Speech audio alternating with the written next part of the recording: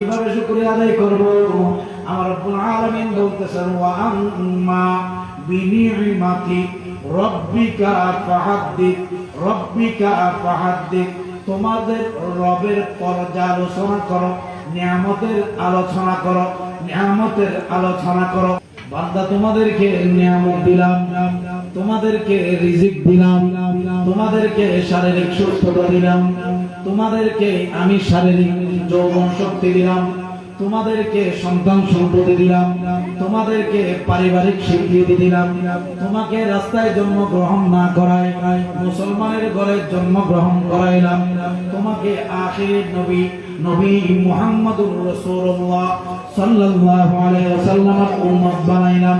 শুধু তাই নয়, আমি তোমাদেরকে ইন্নাদ-দীনা ইনদাল্লাহিল ইসলাম, আমার নির্ধারিত আমার পছন্দের ধর্ম তোমাদেরকে